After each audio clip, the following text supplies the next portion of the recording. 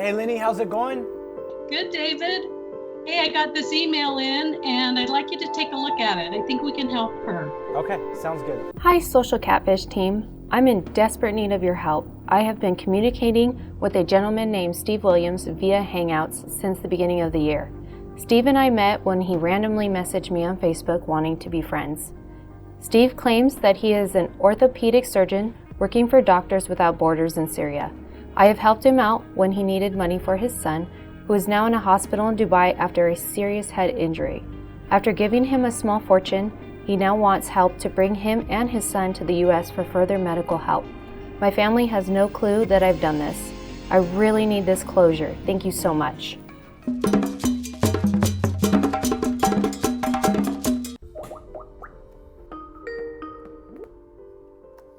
Hello.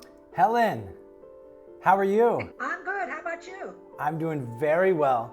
Well, Helen, tell me your story. I'd love to hear it. Well, it all started out, it was a friend request on Facebook.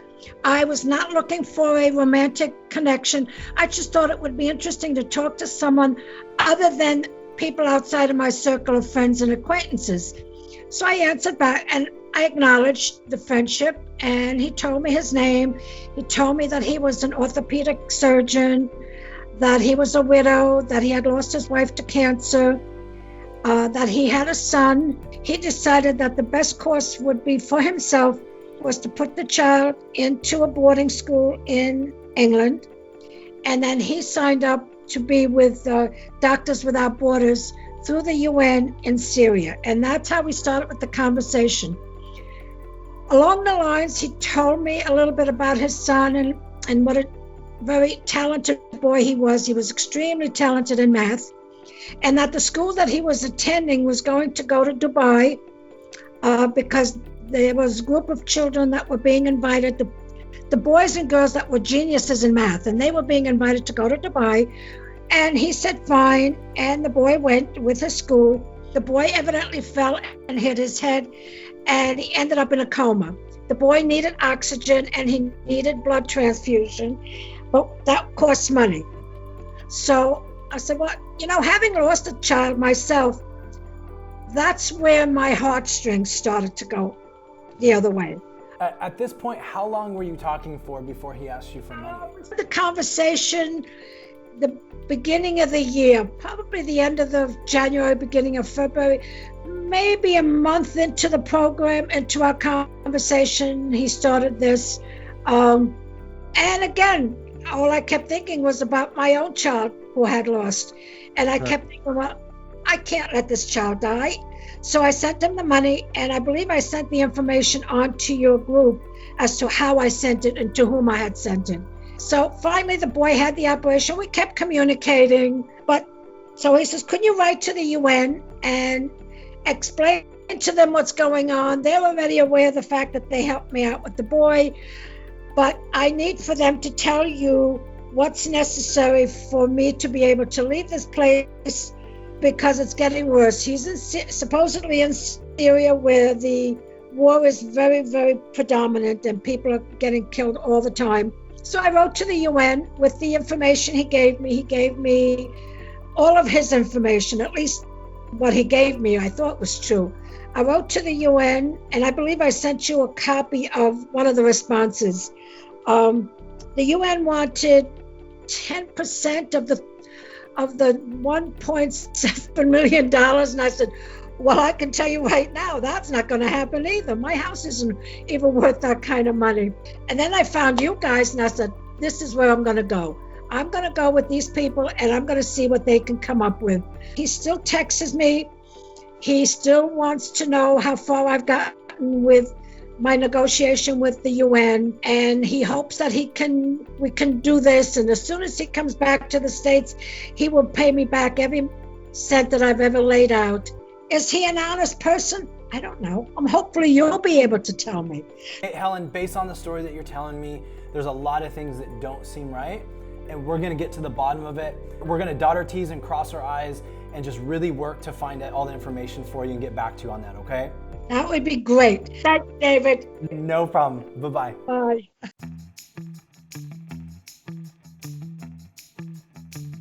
Great news. I'm going to walk you through what we found and kind of give you some points that I found in Helen's case. One thing that should be noted is that the UN and military are separate entities. The UN would have nothing to say about any Army protocol, leave, or anything if this were true. Have the UN asked for this money, it's fake.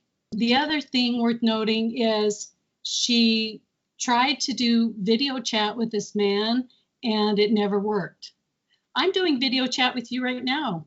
If I were in Antarctica, I probably couldn't do it, but all over the world, everybody has access to Skype these days, and especially if he's a doctor, even if he's in Syria.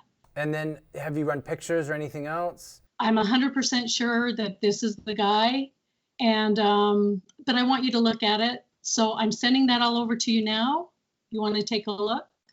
I'm going to go over it with her tomorrow. Thanks for all the help, Lenny, and I'll talk to you later. Later. Bye.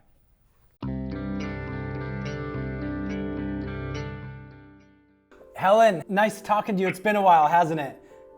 Oh my gosh, it's been a whole week. What have you been doing? Oh, we've been busy. It's really nice to see you and talk to you again. We have an update on the information that you gave us.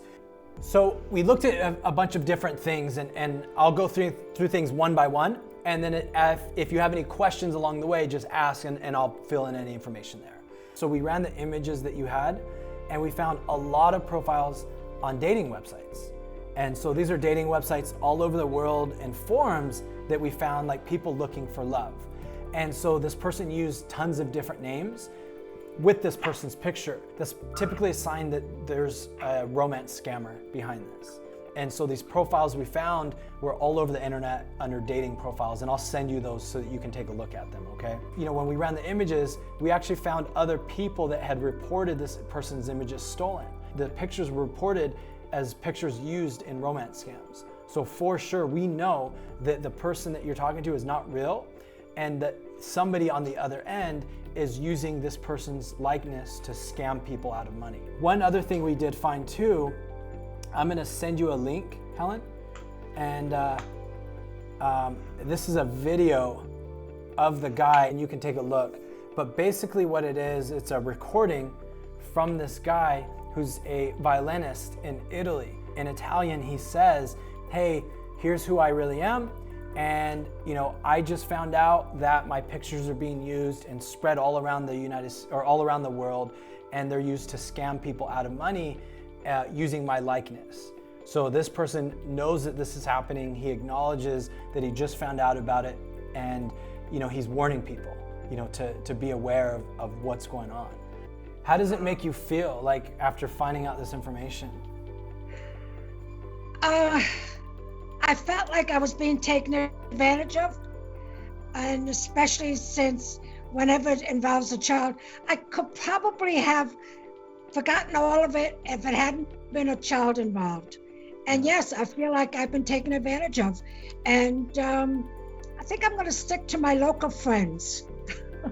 My family and my friends do not know that I did this. They did not know I was corresponding with anyone.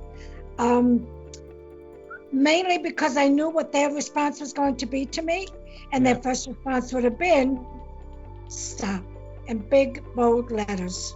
So a few things we recommend, especially since you're still in contact with this person. So we recommend calling the police. Calling the police? Calling the police, absolutely. Really? Mm-hmm. So many of these scams go unreported, Helen, and you know, we're not a police agency, right? All we can do is we can look into information for you. We can verify if somebody's real or not. Unfortunately, because these people are typically overseas, the US doesn't have much jurisdiction, but because it's through the bank and wire transferring, there might be some things that they can do. Helen, any other questions for us? No, I don't think so. I think you guys did a good job. I wish the end result would have been different. It's always nice to think that there are good, honest people out there, but reality is there's too many of the bad ones, and they're the ones that ruin it for everybody. Yeah, 100%. I'm on the same page as you. Well, we'll be in contact. You let us know if you need anything, and you know, we're here to answer any questions or give you any advice, you know, that we can.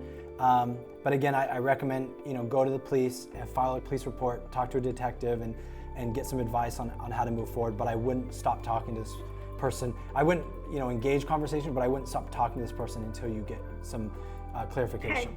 Okay. Sounds like a good plan. Thank you very much, David. No problem. Best of luck, Helen, and let us know if you need anything, okay? I will. Thank you very much. All right, you have a great day.